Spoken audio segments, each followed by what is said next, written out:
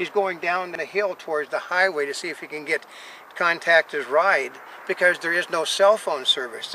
No matter what they say, there is not cell phone service everywhere in the country. They say, well, 98% of the nation is covered. Well, not really.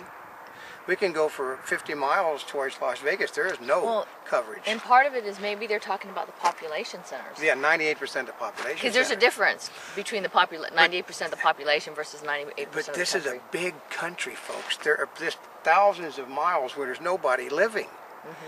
But you go into that area, you have a dead service. You can't. They don't bother.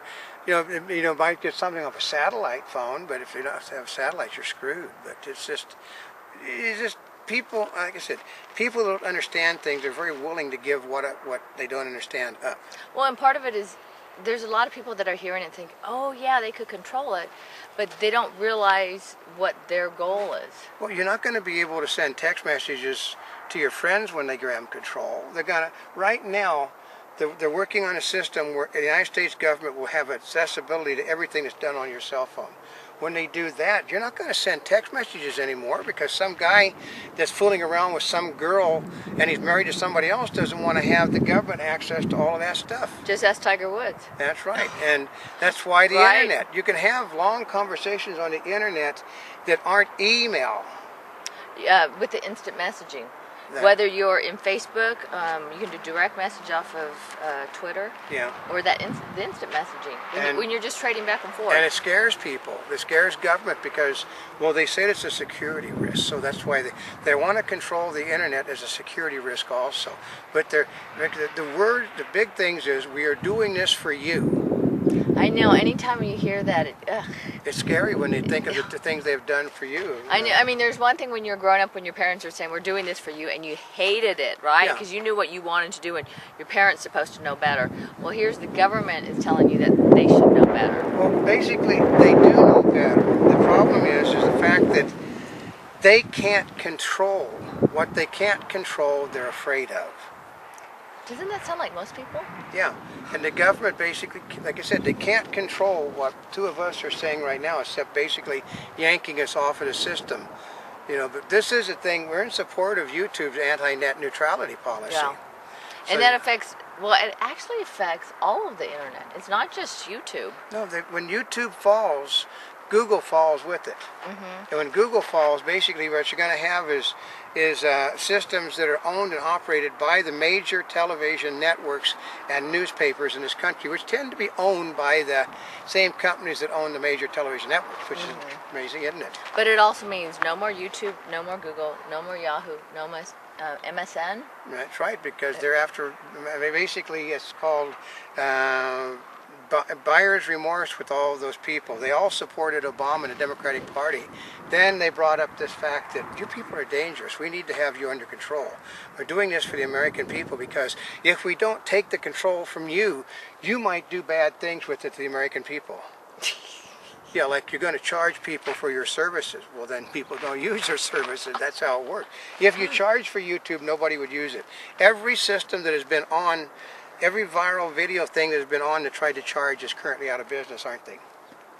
I believe so. In fact, most of the viral video sites, because, I mean, we follow various ones. There's just a handful of them that are really out there. And we're on a handful that are left. And we're going to have to start paying on one of them, so in order to keep stuff up there. But that's different, because we need an extra source. But that one's a different matter, because the reason we weren't paying a yearly fee there was because we could get hit with an extra charge on, if you downloaded too many of the things, you got hit. Now, as of yesterday, they have an unlimited download on their players. So.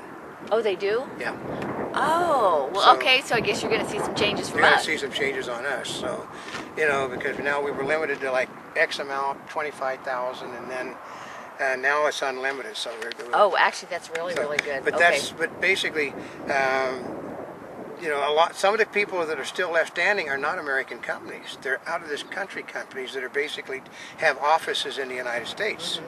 You're going to be seeing one of the largest companies in the world is a Chinese company, and they're basically they plan to take the place of Google if Google is forced to go under.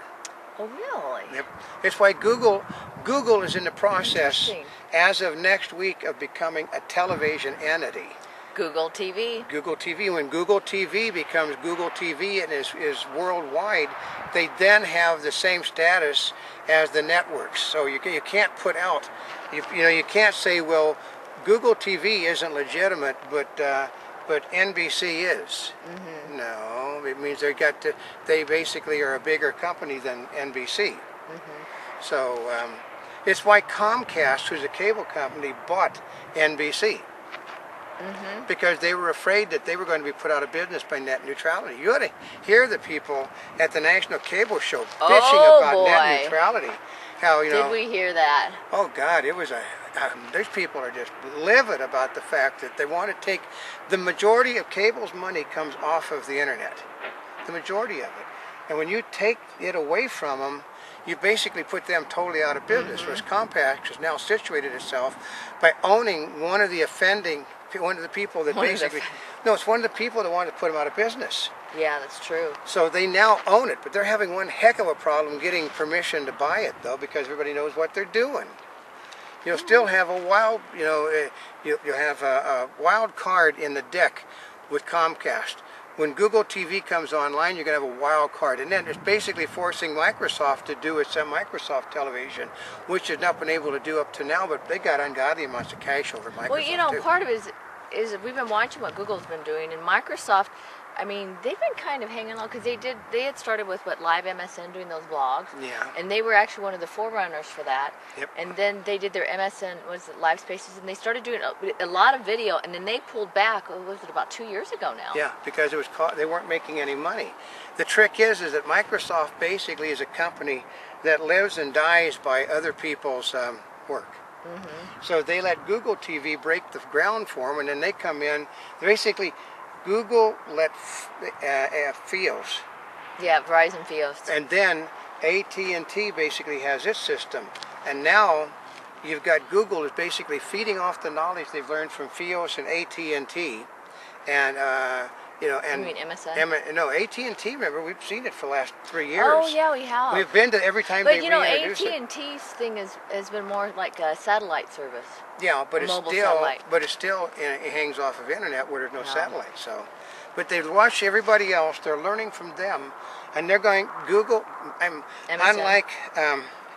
Unlike Google, MSN is not spending its own money at the moment. Google is spending its own money, as is Verizon, as is Comcast. Well, all of these guys have been positioning themselves because in the consumer electronics arena, they've been talking about getting the internet on your TV. Yeah. Previously, the challenge has been that most of the video that was on there was not, by the time you converted it from your little computer or your cell phone. It's not designed to be expanded. I can tell you.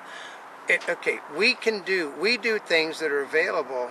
That basically it says HD over in the corner. Mm-hmm. If it says HD, you can broadcast it on television. If it doesn't say HD, you can't. Well, because remember, we are also part of the beta program for YouTube. Yeah. When that first started, remember, they wanted longer high-def pieces. Yeah, and the challenge was that... it takes forever to do it. We would take, 3 hours to load it. Yep. Wouldn't know if it even took until the next day. It's faster now because they've hooked to a new system, but it still will take us 90 minutes to load. Mm-hmm. A good high-def video, and that's basically, it's not cost-effective for people to do that sort of thing. So you see non-high-def programming all over. You see basically they can load from their editing program directly to YouTube, except for one minor little problem. What?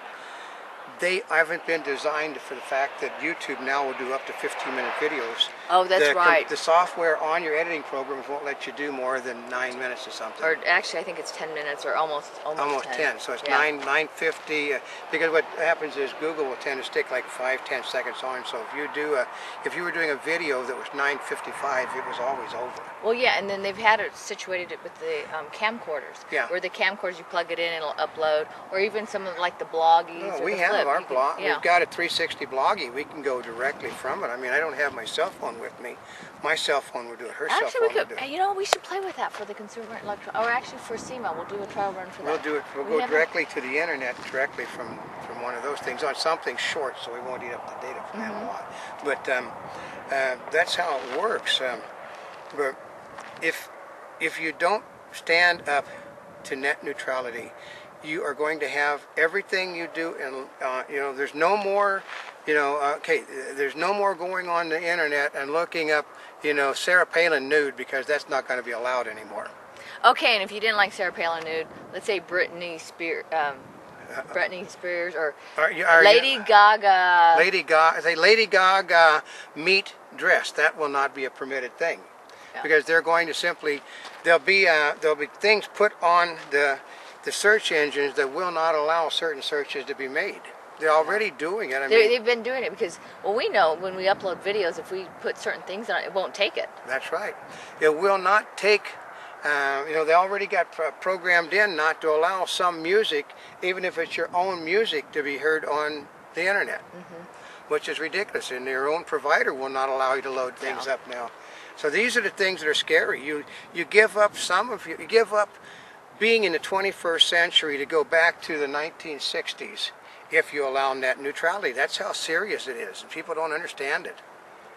So, I mean, we ran and raved. We've done it before. We're going to continue to do it, because this is one of those things that if you don't vote for a lot of things, sometimes you don't always vote for your politician or vote for the board of directors or vote for, I mean, a lot of different things in your life. But this is something where your vote does count, and this is something you really need to stand up for. The first thing to do, because it really will make a difference in your life. The first thing to consider when you vote is, if a politician tells you this is being done for your benefit, don't vote for it. If you're a Republican, don't vote for it. If you're a Democrat, don't vote for it. If you're an independent, don't vote for it, because they never do anything for your benefit. You should be doing it for your benefit. And to have somebody else say, well, I'm going to do it for you. No. That's when you find yourself in trouble, folks. Yeah. So we'll be bringing much more to you on net neutrality as we discover, as there's more, well, actually, as there's more new developments. Oh, because the war is all broke out, because it's going to get, before CES, you're going to hear that the battleground is starting really badly now, because the television sets are all, forget about 3D. Right now, all the commercials have to do with the internet-capable television sets that are being out for the holidays. They go down the drain with their internet-capable television sets if net neutrality comes about, because they're all foreign companies, folks. And you think that they're going to allow them to have unfettered access to the internet on your television sets? That's true. That ain't going to happen. So next time, this is Old Gam. And this is not a spring chicken. We're here yesterday, today, and tomorrow. And for more information, you can go to www.montybubbles.net on the net. And wherever you're watching us, subscribe to us and follow us, of course, Old Cam's comments on the headlines of Today in 3D, as well as our other 3D and 2D coverage. And thank you.